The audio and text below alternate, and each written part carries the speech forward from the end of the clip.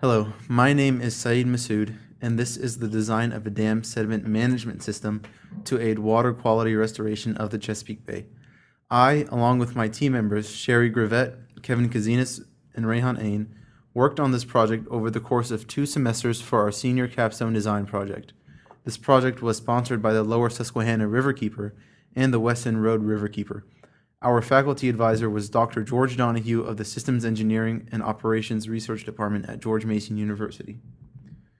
The Chesapeake Bay is the largest estuary in the United States. Its largest tributary is the Susquehanna River. Along the lower portion of the Susquehanna lies the Conowingo Dam, circled in green on the map.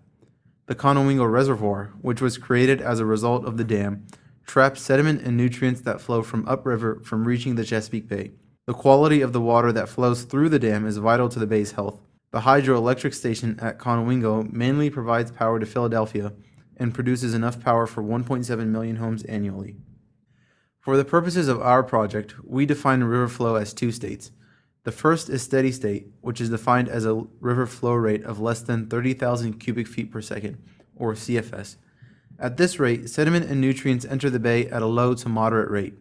This flow rate is directly related to the Chesapeake Bay Total Maximum Daily Load Regulations, which sets limits for farms, plants, dams, and other organizations that dump sediment and nutrients into the tributaries of the bay. The second state is called Transient state, which is defined as a river flow rate of greater than 300,000 CFS. Flow rates this high are caused by scouring events, which are major storms that cause massive amounts of sediment to be displaced throughout the entire bay at once. When this happens, algae blooms occur at a very large rate, sunlight is blocked from subaquatic vegetation, and the overall ecosystem of the bay is damaged. When talking about sediment flowing through a body of water, one number we can use to quantify this effect is the Rouse number. This number is a ratio of the gravitational forces that encourage the settling of sediment to the shear forces that encourage sediment resuspension, also known as shear stress. It should be noted that the shear stress is directly related to the velocity of the river. The figure on the right shows a cross-section of the lower Susquehanna between the Conowingo Dam and the Holtwood Dam, which is the next dam upriver. Areas highlighted in red and yellow denote Rouse numbers of less than 0.8, where sediment is consistently flowing with the river. Areas highlighted in green and blue denote Rouse numbers of greater than 0.8, where sediment is either suspended or completely settled to the floor of the river. Our gap analysis diagram shows the amount of sediment deposited at the reservoir since its construction. While sediment deposition has followed an asymptotic rate, as of 2008, there was 180 million tons of sediment trapped at the reservoir. It has been estimated that in about 20 years, the reservoir will be at maximum capacity, at which time sediment delivery to the bay will increase by about 50%, and scouring events will have a bigger negative impact on the bay's ecosystem. Our goal is to stop the increase of sediment deposition at the reservoir, if not decrease it. The stakeholders that are most concerned with the health of the bay are our sponsors, highlighted in dark green on the table. The residents that live along the river are more concerned about having clean water for drinking, recreational use, among other needs. Exelon Generation is the company that owns the dam, and as such is most interested in generating as big of a profit as possible. Our sponsors have been putting pressure on the Federal Energy Regulatory Commission to pass and enforce stricter dam regulations on Exelon so that they assist in the mitigation of the sediment. To summarize, major scouring events cause massive destruction to the bay's ecosystem. To address this issue, there is a need to create a system that reduces the impact of major scouring events to the bay by directly reducing the amount of sediment and nutrients that is built up at the reservoir. Our first 2 mission requirements are related to limiting the amount of sediment built up in the reservoir and reducing the potential for sediment to be scoured during transient flow rates. The third allows power generation at the hydroelectric station at the dam to remain unaffected. The fourth specifies limits for the lower Susquehanna's portion of the TMDL, and the last helps to restore the submerged aquatic vegetation in the bay. Our primary alternatives consist of a baseline case, which consists of doing nothing. The second alternative involves physical removal of the sediment via hydraulic dredging. The third alternative combines the dredging with moving some of the sediment into the bay at steady state via an artificial island, which is placed strategically so that river velocity increases where the sediment is built up in the reservoir, causing the sediment to flow through the dam. With the dredged sediment, there are 4 processes. The first is our baseline process, which is simply dumping the sediment into a local quarry. The second is a low-temperature washing process, which can turn the sediment into manufactured topsoil. The third process involves heating the sediment in a rotary kiln, which would yield a lightweight aggregate product that can be used in the manufacturing of concrete. Lightweight aggregate can also be used in the construction of the artificial island. The final process involves thermal decontamination via plasma gas arc vitrification at extremely high temperatures, which can be used to produce glass aggregate for the production of low or high-grade architectural tile. The last three processes produce products that can be sold to offset the cost of dredging and processing. Our sediment management model consists of three submodels.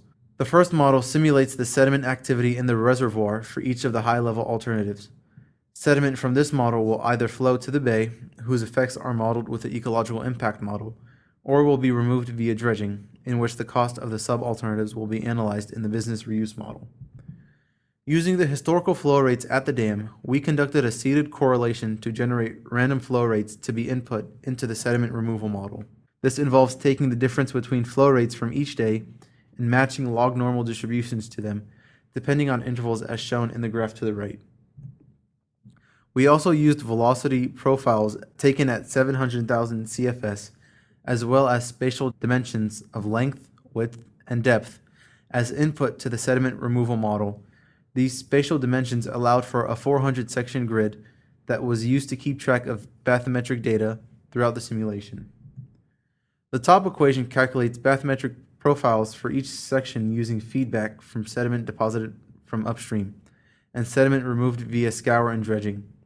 The equations below calculate how to find the scoured sediment per day using correlations between the flow, Rouse number, and scoured sediment.